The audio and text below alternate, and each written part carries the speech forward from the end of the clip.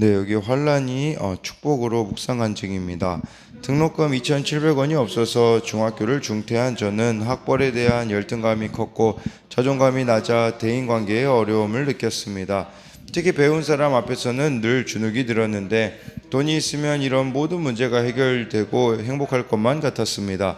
그러다 제 꿈을 이루어줄 것 같은 남자를 만나 결혼했습니다.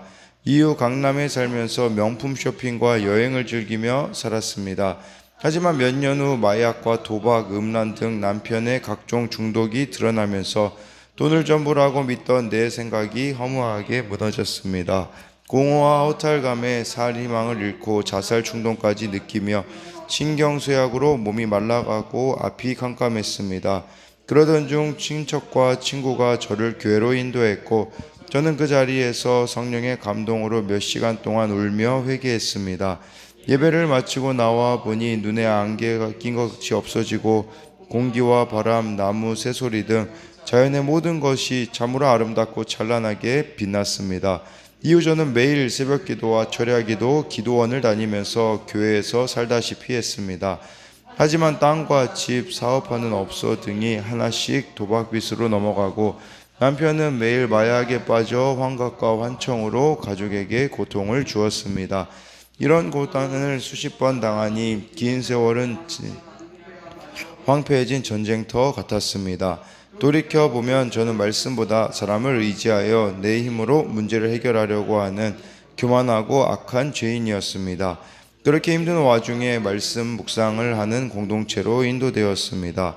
그곳에서 저의 깊은 상처들을 나누면서 조금씩 내 죄가 보여 회개하게 되었습니다. 환란의 가정이지만 결혼은 지켜야 함을 말씀으로 깨닫고 남편의 중독을 인정하면서 나는 할 수 없지만 하나님이 하실 수 있다는 믿음이 생겼습니다.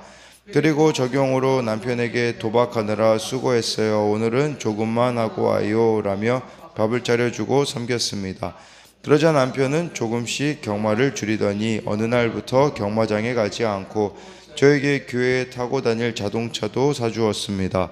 그리고 저를 따라 교회에 나오더니 자신의 죄를 회개하고 중독에서 벗어나게 되었습니다. 현재 남편도 저와 같이 교회에서 소그룹 리더로 섬기면서 날마다 말씀을 붙들고 중독자 재활시설을 운영하고 있습니다. 할렐루야. 네, 적용하기. 가정을 주신 하나님께 감사하고 남편과 새 아들에게 사랑한다고 말하겠습니다. 가족에게 맛있는 음식을 해주고 자녀들의 마음을 살피겠습니다. 네, 여기 나와 있듯이 돈이면 모든 이런 열등감과 문제들이 해결되고 행복될 것 같았지만 정말 그 이후에 남편의 중독들이 드러나며 전부라고 믿던 것이 돈이 전부라고 믿던 생각이 허무해졌다라고 이렇게 말해주고 있습니다. 그리고 이 남편이 땅과 집, 사업하는 업소 등 하나씩 도박빚으로 넘어가고 남편은 매일 마약에 빠져 환각과 환청으로 가족에게 고통을 줘 황폐해진 전쟁터 같았다고 하는데 그 가운데 또 말씀을 보이면 말씀이 깨달아져서 회개하게 되자 남편을 대하는 태도가 달라져서 또 가정이 이렇게 회복되어지는, 그러니까 항상 성경의 방향은 나에게 있음을 또 보여주는 것이라 할 수 있습니다. 네, 오늘은요 고린도전서 7장 25절부터 40절의 내용을 보면요 25절에 처녀에 대하여는 내가 주께 받은 계명이 없으되 주의 자비하심을 받아서 충성스러운 자가 된 내가 의견을 말하노니 라고 이렇게 말씀해 주고 있습니다. 네, 그래서 이것은 이 처녀에 대하여서는 주께 받은 계명이 없다라는 것은 예수님께서 이렇게 특별히 이 주제에 대해서는 말씀하지 않으셨다라는 것을 말씀해주고 있어요. 그래서 주께 받은 계명은 없으나 바울이 자신을 주의 자비하심을 받아 충성스러운 자가 되었다. 그래서 내가 의견을 말한다고 하는데 이 충성스러운 자라는 것은 믿을 수 있는, 신뢰할 수 있는 이라는 의미를 가지고 있어요. 그러니까 바울이 지금까지 이렇게 성령님의 또 이렇게 인도하심을 따라서 신실하게 이렇게 따라왔던 그런 발자취가 있기 때문에 이런 의견을 제시할 수가 있는 것이겠죠. 우리도 마찬가지예요. 다른 사람 지금 뭐 성경에 나와 있는 대로 이게 실제 상황하고 좀 성경이 기록된 시점하고 좀 다른 부분들이 있지 않습니까? 그러나 여러분들이 말씀을 보고 또 순종하고 기도 가운데 지금도 충분히 이렇게 해야 될까요? 저렇게 해야 될까요? 묻는 자들에게 우리가 충성스러운 자가 되어서 도와줄 수가 있다라는 거예요. 그러니까 우리가 주의 자비하심을 받아 주께 충성하게 되면 남들이 나에게 조언을 구하는 그런 인생이 된다라는 것을 말씀해 주고 있어요. 26절에 내 생각엔 이것이 좋으니 곧 임박한 환난으로 말미암아 사람이 그냥 지내는 것이 좋으니라 라고 해가지고요.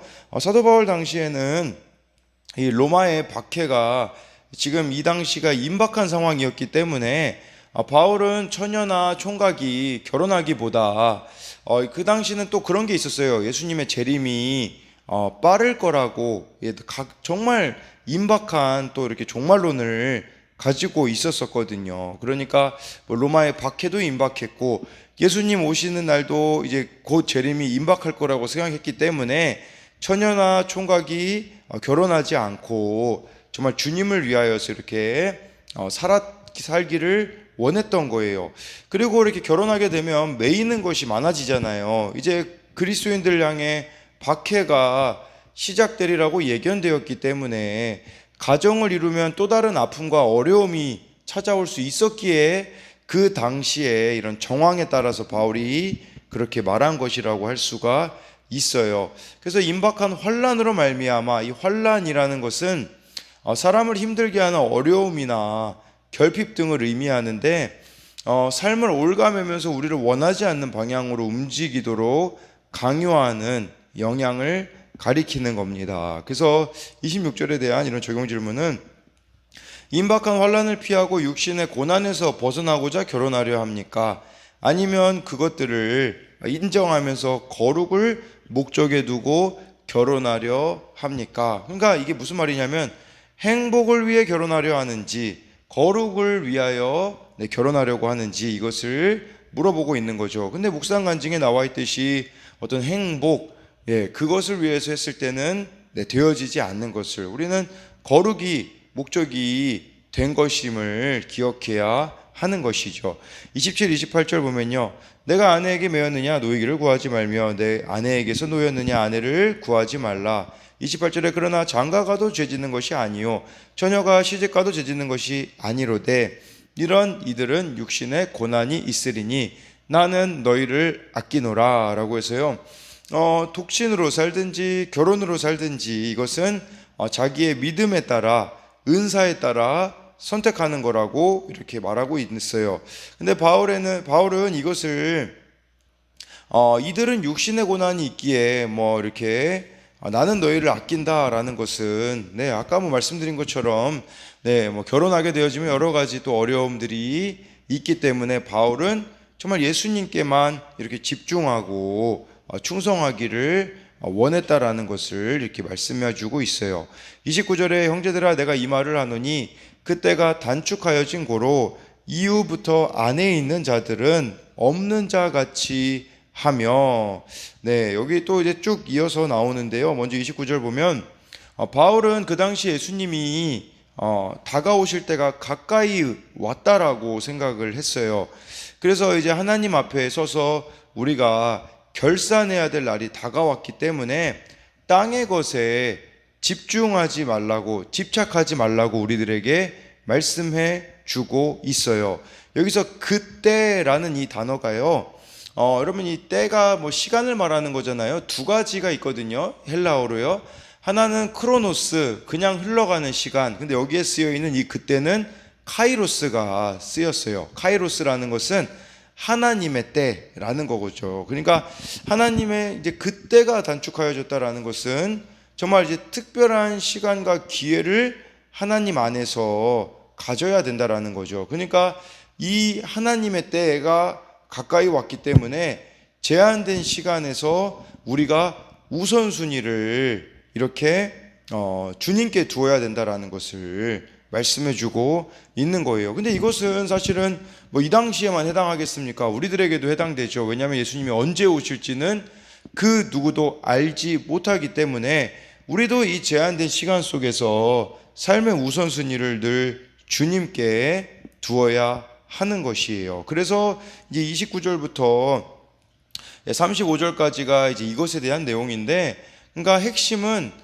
성도들이 전심으로 주님을 섬기지 못하게 만드는 것, 방해하는 것들을 피해야 된다라는 것이 같은 이런 내용들이라 볼 수 있어요. 그래서 29절에 대한 적용 질문은 때가 단축하여진 것을 알고 집착하지 말아야 할 이 세상 외형은 무엇입니까? 30절에요. 우는 자들은 울지 않는 자 같이 기뻐하며 기쁜 자들은 기쁘지 않은 자 같이 하며 매매하는 자들은 없는 자 같이 하며 라고 해서요.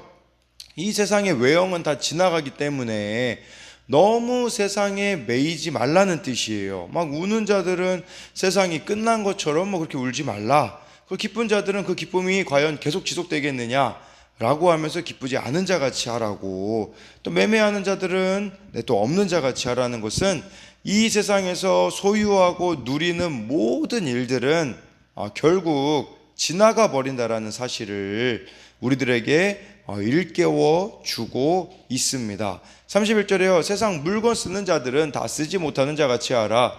이 세상의 외형은 지나감이니라. 뭐 지금으로 말하자면 뭐 우리가 스마트폰이나 이런 전자기기 항상 막 최신으로 쓰려고 하고 뭐 가장 좋은 거를 쓰려고 하고 뭐 이뿐 아니라 뭐 세상의 모든 물건을 그냥 다 쓰지 못하는 자 같이 하라는 것은 내가 소유하고 누리는 게 전부라는 착각과 집착을 내려놓아야 한다라는 거예요. 이 땅에 있는 것에 내 마음을 다 써버리면 정작 마음을 쏟아야 되는 영원한 것들을 소홀히 여길 수 있기 때문에 바울은 지금 계속해서 우선순위를 우리들에게 이렇게 가르쳐주고 있는 것이죠. 그래서 32절에 너희가 염려 없기를 원하노라. 장가가지 않는 자는 주의 일을 염려하여 어찌하여야 주를 기쁘시게 할까 하되라고 해가지고요. 31절에 이런 세상 외형이 지나감을 알았다면 소유가 아닌 구원의 목적을 두고 우리가 선택을 해야 되거든요.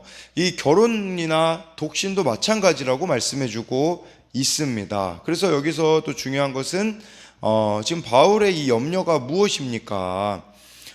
바로 주님보다 또 배우자를 또 우선시하지 않을까에 대한 부분들이 있는 것이겠죠. 그게 이제 33절에 나오거든요. 장가간 자는 세상 일을 염려하여 어찌하여야 아내를 기쁘게 할까 하여. 왜 바울이 이렇게 독신을 그 당시에 주장했냐면 뭐 여러 가지 상황들도 있겠지만 사실은 다른 것보다도 마음이 나누어질까 봐, 그러니까 이렇게 주님보다 배우자를 우선시할까 봐 바울은 염려하고 있는 겁니다. 그래서 이 32, 33절에 대한 적용 질문은 나는 요즘 무엇에 집착하여 걱정하고 염려하나요? 그 집착을 내려놓고 예수님을 더욱 잘 따르고 섬기려면 어떤 적용을 해야 할까요? 34절에 마음이 갈라지며 시집가지 않은 자와 처녀는 주의 일을 염려하여 몸과 영을 다 거룩하게 하려 하되 시집간 자는 세상 일을 염려하여 어찌하여 남편을 기쁘게 할까 하느니라. 그러니까 마음이 갈라지기 때문에 바울이 염려하고 있는 것이겠죠.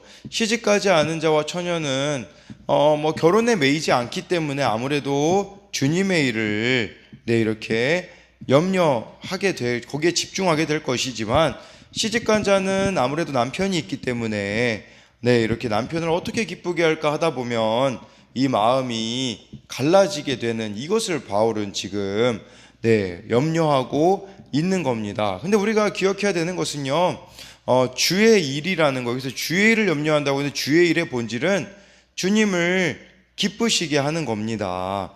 그러니까 주님의 기쁨에 가정의 기쁨이 종속되는 거거든요. 그러니까 무슨 말이냐면 이 결혼을 여러분들이 주님께 종속시키지 않을 때 마음이 갈라진다라는 거예요. 그러니까 결혼도 이 가정의 주인, 이 가정의 주인이 예수님임을 우리가 이렇게 인정하지 않을 때에 우리들의 마음은 나누어지게 되고 그 가정 생활은 이렇게 정말 하나님이 원하시는 방향으로 갈 수가 없다라는 겁니다. 그래서 34절에 대한 적용 질문은 가정 가운데 예수님 없는 화목을 추구하고 있지는 않나요? 이 예수님 없는 화목이라는 것은 그냥 인간적인 방법으로 뭐 가족들하고 예수님하고는 관련 없이 가족끼리 이제 화목하게 지내기 위하여서 뭐 예를 들면 뭐 주일이 전혀 없이 뭐 주일 같은 날 가족끼리 그냥 여행을 떠나버리고 예수님 없는 그런 화목을 추구하고 있지는 않는가를 봐야 되는 거죠. 35절에 내가 이것을 말하면 너희의 유익을 위함이요 너희에게 올무를 놓으려 함이 아니니 오직 너희로 하여금 이치에 합당하게 하여 흐트러짐이 없이 주를 섬기게 하려 함이라 라고 해서요, 바울이 이것을 말하는 것은 너희의 유익을 위함이고 이 올무라는 것은 짐승을 포획하기 위한 도구거든요. 그러니까 지금 내가 말하는 것이 너희들에게 걸림돌이 되지 않았으면 좋겠다, 이제 이런 말이죠. 그래서 이런 말을 하는 것은 이치에 합당하게 하여 흐트러짐이 없이 주님만을 섬기기를 바울은 이렇게 원했던 거예요. 그러니까 어느 것도 방해받지 않고 나눠지지 않고 온전히 주께만 헌신하기를 바울은 원했던 것이죠. 그러니까 이 35절에 대한 또 적용 질문은 내가 절제하기 힘든 유혹은 무엇인가요? 바울이 그랬듯이 나도 도움이 필요한 주변 사람들을 생각하며 적절한 관심과 사랑을 보이나요? 저는 이걸 보면서 바울이 정말 고린도 교회 성도들을 사랑했다라는 생각을 하게 되어져요. 왜 그러냐면요, 정말 그 대상을 사랑하면 그냥 피상적인 말, 그냥 뭐 이렇게 위로가 되는 말 이런 게 아니라 해줘야 되는 말을 지금 바울이 이렇게 해주고 그들이 고민하고 있는 것에 대하여서도 이렇게 관심을 가지고, 그리고 막 이렇게 말하는 것도 혹시 너희들에게 올무가 되려고 하는, 내가 놓으려고 하는 것은 아니다 라고 하면서 이렇게 참 배려하고 있는 이런 또 바울의 모습을 여기서 확인할 수 있어요. 36절에 그러므로 36, 37, 38 보면요, 그러므로 만일 누가 자기의 약혼녀에 대한 행동이 합당하지 못한 줄로 생각할 때에 그 약혼녀의 홍기가 지나고 그같이 할 필요가 있거든 원하는 대로 하라. 그것은 죄 짓는 것이 아니니 그들로 결혼하게 하라. 37절에 그러나 그가 마음을 정하고도 부득한 일이 없이 자기 뜻대로 할 권리가 있어서 그 약혼녀를 그대로 두기로 하여도 잘하는 것이니라. 38절에 그러므로 결혼하는 자도 잘하거니와 결혼하지 아니하는 자는 더 잘하는 것이니라 해가지고요, 뭐 약혼 이렇게 한 경우에도 약혼녀의 뭐 이것도 뭐 결혼하는 것은 죄가 아니라고, 또 결혼하기 싫어하면 또 자기 뜻대로 할 권리가 있어 약혼녀를 그대로 두기도 하여도 잘하는 것이다 라고 하는데, 근데 여러분 뭐 이거 지금하고는 좀 다른 개념이라는 것을 여러분들이 기억하셔야 되는 거예요. 그 당시에는 정말 주님을 섬기기 위하여서 결혼하기를 이렇게 독신으로 사는 것을 말하는 것이지, 그냥 지금 이렇게 이 사회에 비추어서 그냥 뭐 비혼주의나 뭐 그런 것을 말하는 것은 아니에요. 그래서 이 말씀에 대한 것은 무엇이냐면 종말의 시대에 대한 바울의 이해와 그 시대 가운데 성도가 감당해야 될 역할에 근거한 논의이고, 이런 것은 38절의 말씀처럼 절대적인 명령은 아니었음을 이렇게 말씀해 주고 있어요.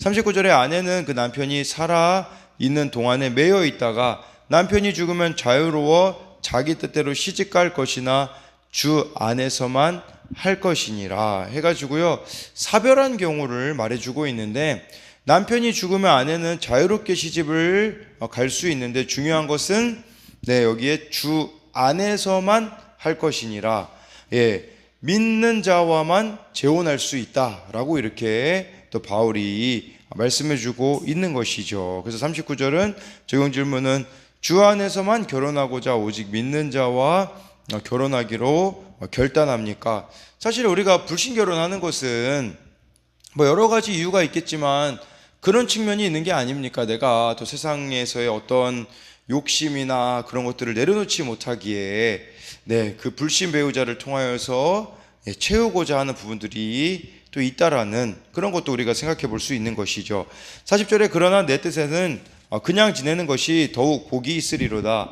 나도 또한 하나님의 영을 받은 줄로 생각하노라 라고 해서요, 바울은 당시 상황을 고려해서 혼자 지내는 것이 더욱 복이 있다고 해요. 결혼하여 가정을 이루든 홀로 구별된 삶을 살든 부르심 따라 주 뜻대로 사는 것이 가장 복 있는 삶이라는 거예요. 그러니까 바울이 고린도 교회 성도들에게 권면할 때 여기서 나도 또한 하나님의 영을 받은 줄로 생각하노라 라는 것은 지금 바울이 권면하는 이 모든 내용들이 성령께서 제공해 주셨다라고 이렇게 말씀해 주고 있어요. 결과적으로 이 바울의 충고는 성령께서 하신 것이고 고린도 성도들이 그렇게 그의 권면을 받기를 기대했다라는 겁니다. 여러분, 우리도 다른 사람들에게 충고해 줄 때, 권면해 줄 때 내 생각, 내 경험, 내 가치관 그런 것으로 해야 되는 것이 아니라 하나님의 영으로 성령께서 주시는 그러한 충고를 해야 된다라는 거겠죠.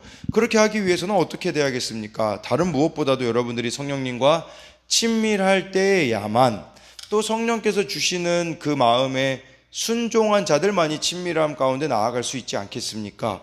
그렇게 살아감으로써 정말 그때그때마다 문제를 이렇게 직면한 자들에게 당황하지 않고 해줄 말이 있는 것은 여러분들이 성령으로 충만할 때만 가능하다라는 것이죠. 그래서 마지막으로 이 40절에 대한 적용 질문은 내 뜻대로 할 수 있지만 더욱 복이 있고 성령을 충만히 받는 길은 무엇입니까? 라고 해서요, 정말 이 당시에 임박한 그 예수님의 재림, 또 환란이 이렇게 코앞에 있었던 그들에게 바울은 마음이 나눠지지 않고 정말 이들이 예수님께만 집중하기를 원했던 것처럼, 여러분 지금도 우리가 살아가는 시대가 종말에 가까운 게 아니겠습니까? 이렇게 말씀드리는 것은 사람들이 죄를 짓는 모습들을 보면, 기후나 여러 가지 변화들을 보면 예수님 오실 날이 머지 않았음을 알 수 있는데, 근데 이 가운데 우리는 정말 매이는 것이 없어야 합니다. 이 남은 때를 구원의 때로 여기며 다른 것에 우리들의 에너지를 사용하는 것이 아니라 영혼 구원과 정결한 신부로서 준비되어지는데 우리들의 삶이 이렇게 쓰임 받기를 소망합니다.